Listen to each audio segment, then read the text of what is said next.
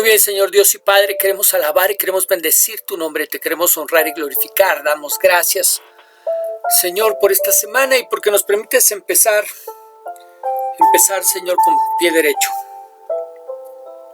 conociendo un poco más acerca de ti. En el nombre de Jesús. Amén. Muy bien, pluma, papel, lápiz, una actitud enseñable es necesaria el día de hoy para aprender un poco más acerca de nuestro Señor.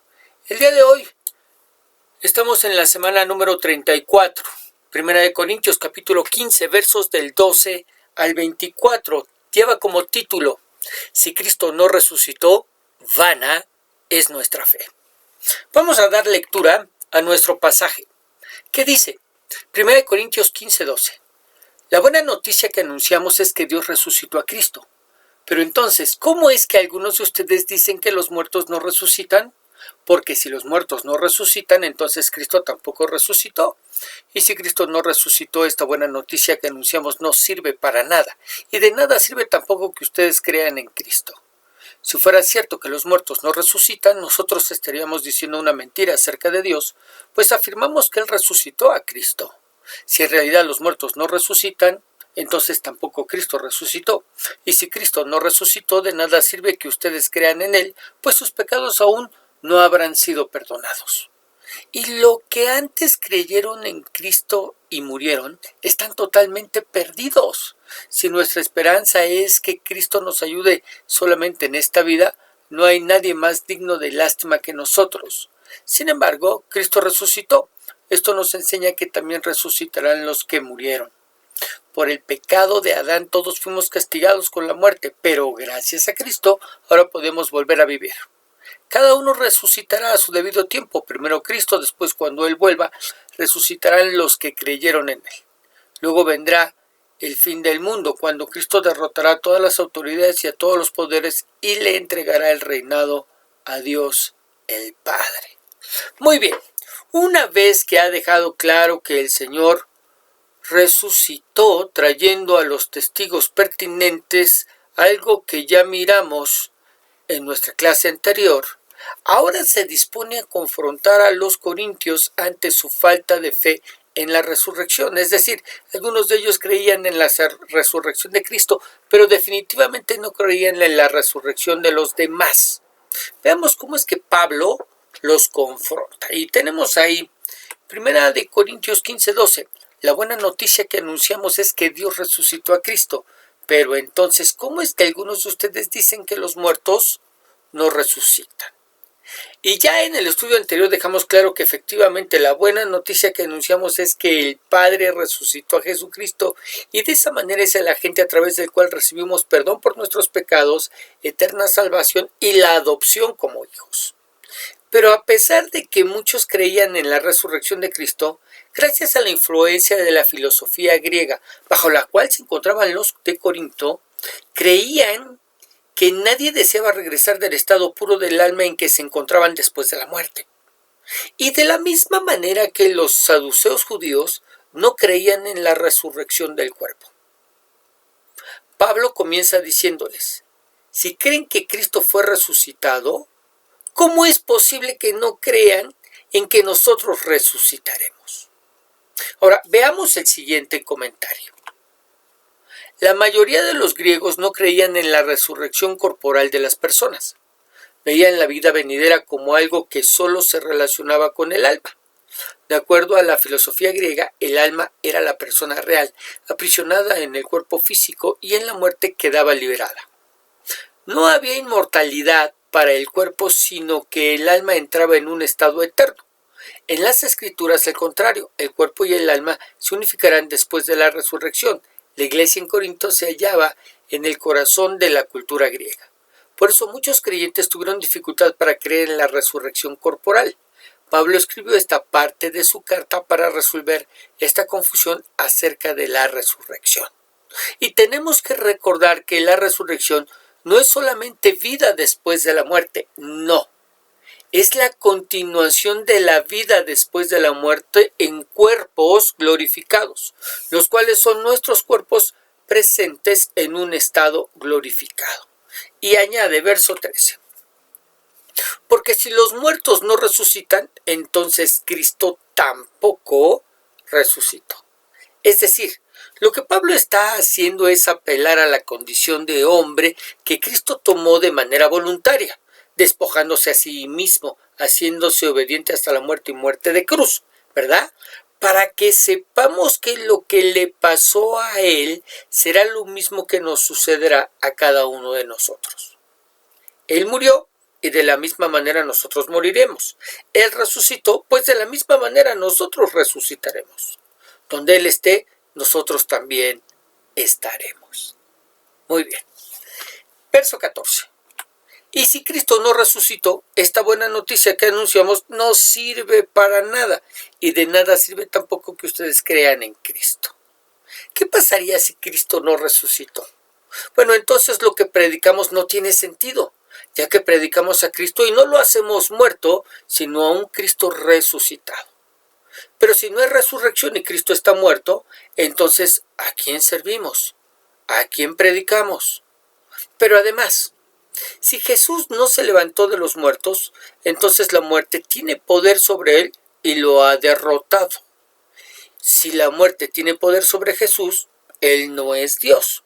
Si Jesús no es Dios, él no puede ofrecer un sacrificio completo, acepto por nuestros pecados. Si Jesús no puede ofrecer un sacrificio completo, acepto por los pecados, mis pecados no están pagados delante de Dios. Y si mis pecados no están pagados delante de Dios, entonces aún estoy en mis pecados. Si Jesús no fue levantado, Él es incapaz de salvarme. Así de grave. ¿Ok? 15. Si fuera cierto que los muertos no resucitan, nosotros estaríamos diciendo una mentira acerca de Dios, pues afirmamos que Él resucitó.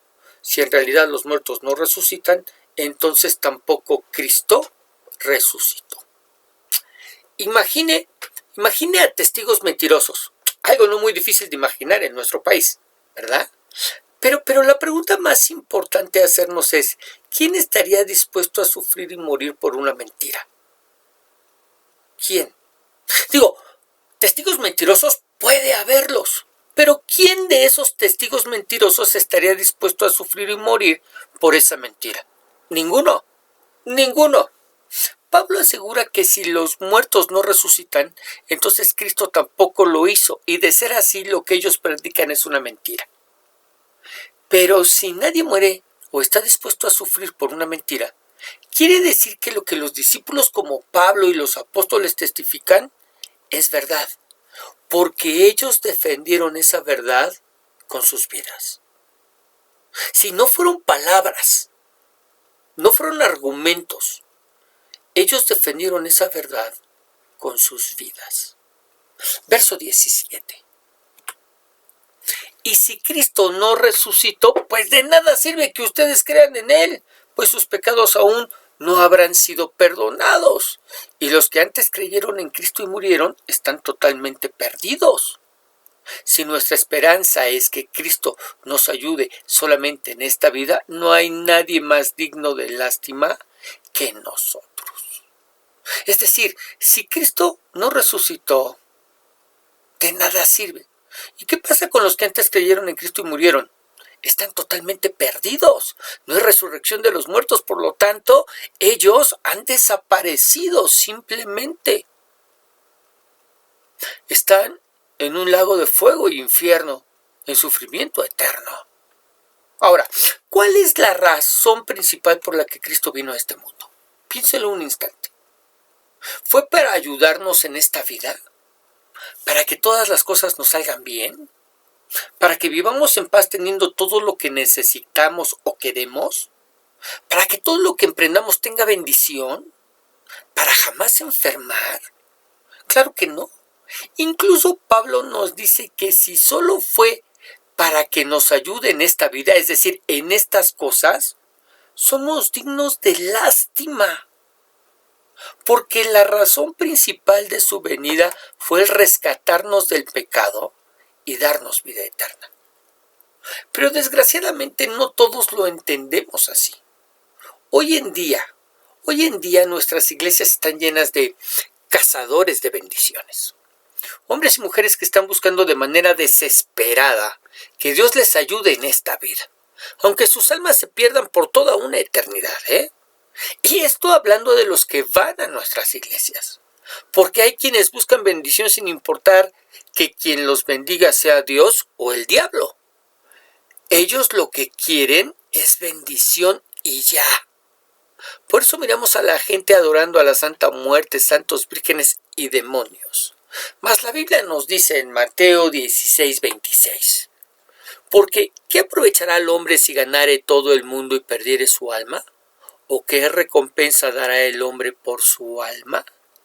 Esa es precisamente la razón por la que el apóstol Pablo nos dice que si Cristo nos ayuda solamente en esta vida, no hay nadie más digno de lástima que nosotros, pues nuestra alma se perdería eternamente y para siempre, y no habría forma, modo, manera en que pudiéramos rescatarla.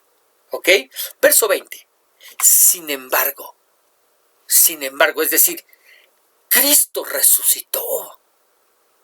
Esto nos enseña que también resucitarán los que murieron. Y a partir de este texto me gustaría que lo viéramos en la Reina Valera. Verso 20, Reina Valera 60.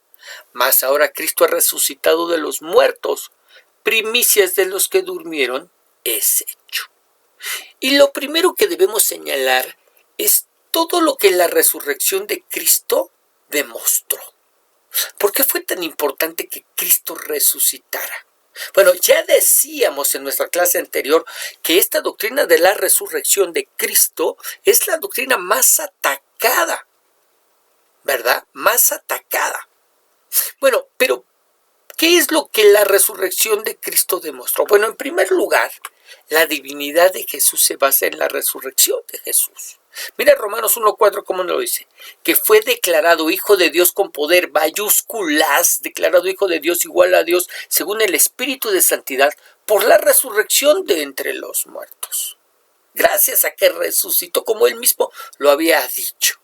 En segundo lugar, la soberanía de Jesús se basa en la resurrección, porque Cristo para esto murió y resucitó y volvió a vivir, para ser Señor, así de los muertos como de los que viven, ¿verdad? Por eso cuando Él aparece a los discípulos les dice, toda autoridad me es dada en los cielos y en la tierra. Es Señor, así de los muertos como de los que viven.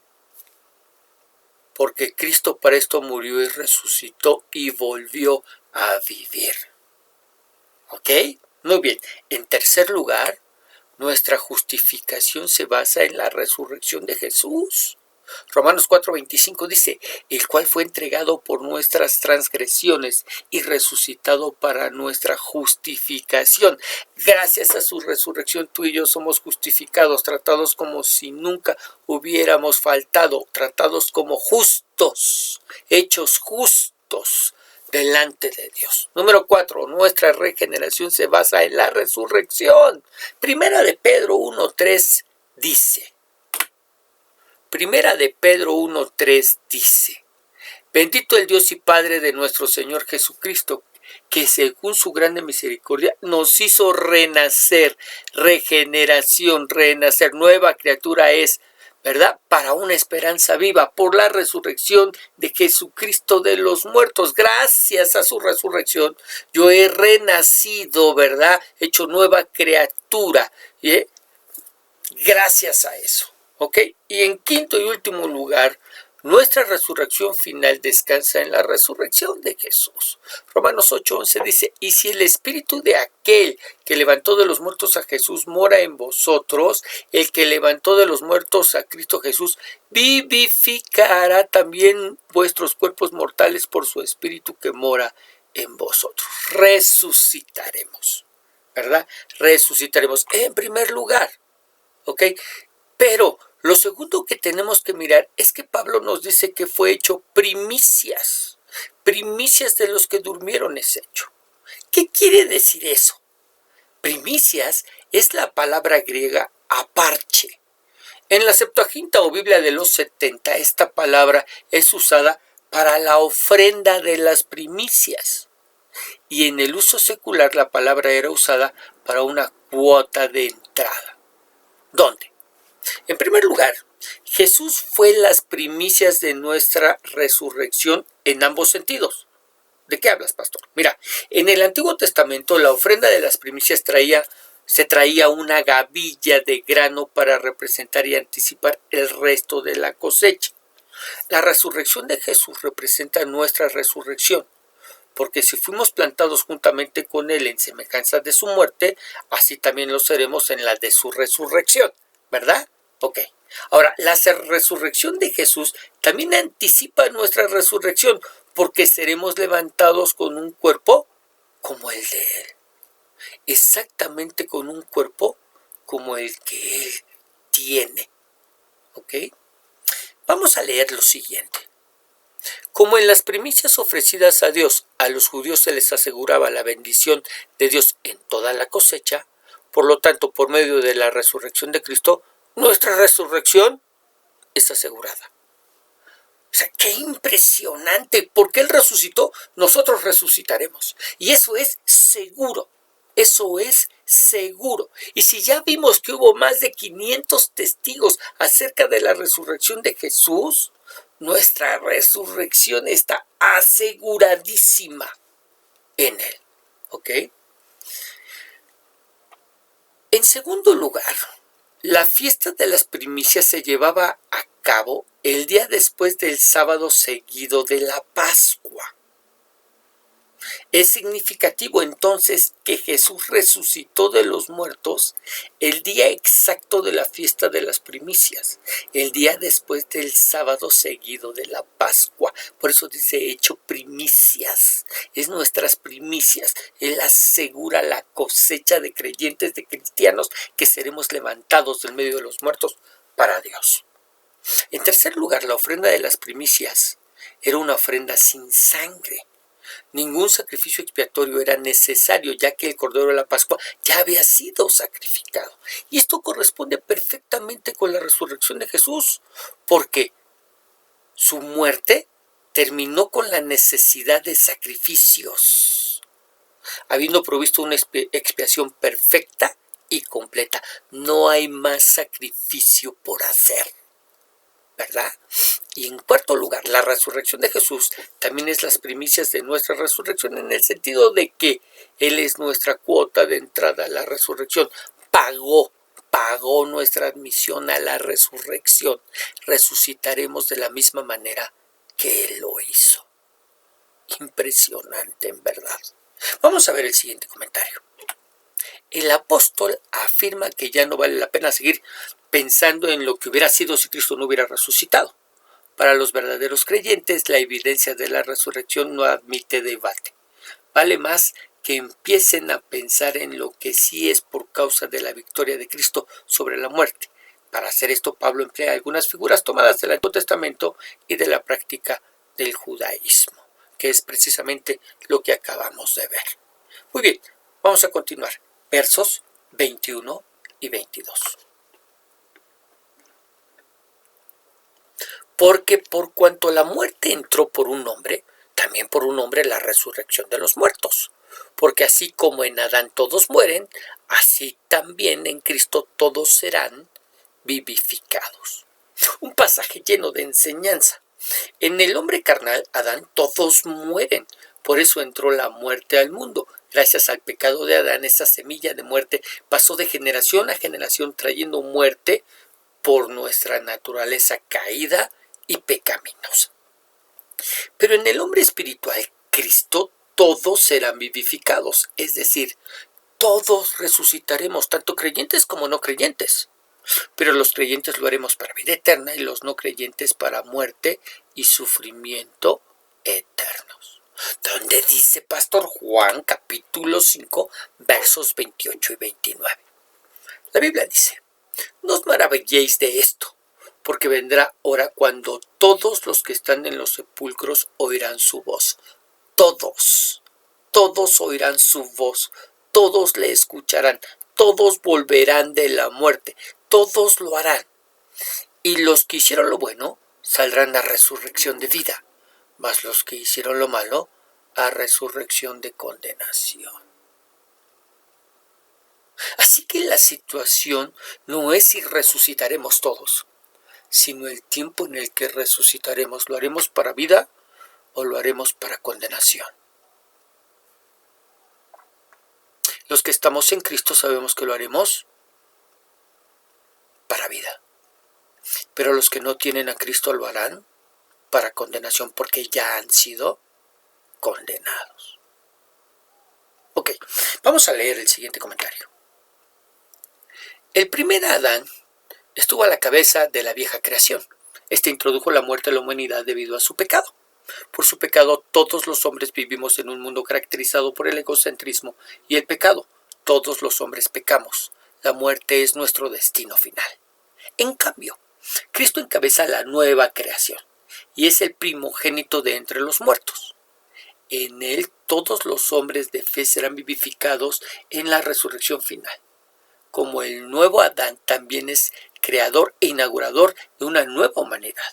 Como el último Adán, Cristo es el personaje histórico y escatológico. Él comenzó la creación en su muerte vicaria y su resurrección victoriosa. Vendrá la consumación de esta nueva humanidad con el fin del tiempo. Esta nueva humanidad está constituida por los hombres de fe en Cristo que han creído o confiado en Él como Salvador. Muy bien, verso 23. Pero cada uno en su debido orden. Aquí viene, Cristo, las primicias, luego los que son de Cristo en su venida. De verdad sería extraño e inapropiado para nosotros recibir resurrección antes que Jesús. Por lo tanto, Él recibe la resurrección primero como las primicias y luego nosotros la recibimos. ¿Cuándo? En su venida. La venida de Jesús descrita aquí usa la palabra parousia. Esta palabra, cuando es usada acerca de Jesús, tiene una referencia especial a su segunda venida, a esa parousia de Cristo. Así que, ¿cuándo seremos resucitados? Cuando regrese por nosotros, cuando regrese por nosotros, cuando regrese por su iglesia. Ahora, si Jesús es las primicias de nuestra resurrección, ¿eso significa que Él fue el primero en resucitar de los muertos? Claro que no. ¿Por qué? Porque ¿qué hay del hijo de la viuda en los tiempos de Elías? ¿Se acuerda? Primera de Reyes, capítulo 17. ¿O qué hay de Lázaro, el amigo de Jesús que fue resucitado por él, en Juan 11? ¿O qué hay de Eutico, quien fue resucitado por Pablo, ese que se quedó dormido, en Hechos 20? Miren, cada uno de ellos fue resucitado de la muerte, pero ninguno resucitó con un cuerpo glorificado. Cada uno de ellos fue resucitado en el mismo cuerpo que murieron y fueron resucitados de los muertos para eventualmente morir de nuevo. La resurrección, como lo decíamos en un principio, no es solamente vivir otra vez, volver a la vida. Es vivir en un nuevo cuerpo glorificado, basado en nuestro viejo cuerpo, perfectamente adecuado para la vida en la eternidad. Jesús no fue el primero en ser traído de los muertos, pero Él fue el primero que resucitó con un cuerpo glorificado. El primero que resucitó con un cuerpo glorificado. Primicia. Ok, y ahora verso 24 y final. Luego el fin, cuando entregue el reino al Dios y Padre, cuando haya suprimido todo dominio, toda autoridad y potencia. Luego el fin. Efesios, capítulo 1, verso 10. En este pasaje Pablo nos revela el propósito eterno de Dios en la historia. ¿Cuál es el propósito de Dios eterno? El propósito eterno de Dios en la historia. Reunir todas las cosas en Cristo. Reunir todas las cosas en Cristo. ¿Cómo? Sí, en la dispensación, en el periodo de tiempo del cumplimiento de los tiempos. Así las que están en los cielos como las que están en la tierra. Reunir todas las cosas que están en el cielo y todas las cosas que están en la tierra en Cristo. Ahora, Pablo escribió de la reunión de todas las cosas en Jesús, ¿verdad? Aquí en Efesios. Pero en Primera de Corintios, él espera el tiempo cuando todas las cosas son resueltas en Jesucristo y Él presente todo a Dios el Padre, dando de esta manera gloria al Dios que fue el autor de este plan eterno de los siglos. Por eso dice luego el fin, cuando entregue el reino al Dios y Padre.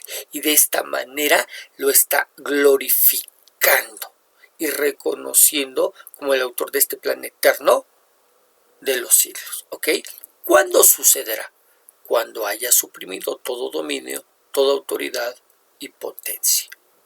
Cuando haya suprimido todo dominio, toda autoridad y potencia. Es decir, por ahora, Dios ha permitido una medida de dominio y autoridad y potencia a los hombres, a Satanás e incluso a la muerte. Pero todo eso es temporal. Jesús tomará su lugar legítimo como el bendito y único soberano, como el Rey de Reyes y el Señor de Señores. Después de la resurrección, Dios finalmente resolverá toda la historia de acuerdo con su voluntad. Al levantar a Cristo de los muertos, Dios ha puesto en movimiento una serie de eventos que deben culminar en la destrucción final de la muerte y por lo tanto una vez más en ser Dios, como en la eternidad en el pasado, el todo en todos. Muy bien. Cosas no muy sencillas de explicar y más difíciles de digerir, las que hemos visto el día de hoy. Cosas por las que tenemos que a lo mejor escuchar una y otra vez esta enseñanza, pero además meditar en lo profundo de nuestro corazón en la importancia de la resurrección de Jesucristo para nosotros, para nuestras vidas. Así que te voy a suplicar que ahí en tu lugar inclines tu rostro, cierres tu rostro, cierres tus ojos. Vamos a orar un momento.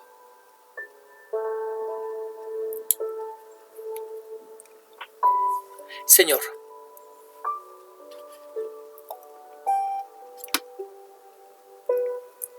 siempre que hablamos, siempre que tratamos este tema acerca de tu resurrección, sobre todo como tu palabra lo expone, Dios, mirando, como veíamos la semana pasada, todos los testimonios acerca de tu resurrección, pero el día de hoy, viendo todos los frutos que tu resurrección trae a nuestras vidas. Señor, qué impresionante. Y cada vez que nosotros vamos a la palabra, a la escritura y miramos estas cosas, no deja de haber un profundo agradecimiento en nuestros corazones por lo que tú haces. Te damos gracias, Señor, porque la muerte no te pudo detener, porque sorbida es la muerte y será el próximo enemigo a destruir, Señor, cuando hayas venido por nosotros. Dios, en el nombre de Jesús, sé tú hablando a nuestro corazón y a nuestra vida, trayendo sabiduría, entendimiento e inteligencia, dejándonos mirar lo que nos tienes que enseñar. En el nombre de Jesús, Señor, te lo pedimos. Amén y amén. Muy bien, precioso, que el Señor te bendiga, que el Señor te guarde, que el Señor haga resplandecer su rostro sobre ti y te dé paz. Le damos gracias a Dios por lo que nos ha enseñado el día de hoy. Y no dejamos de recordarte que nos estamos escuchando todos los días a través del devocional diario, el día domingo a través de la enseñanza dominical. Que el Señor te siga bendiciendo.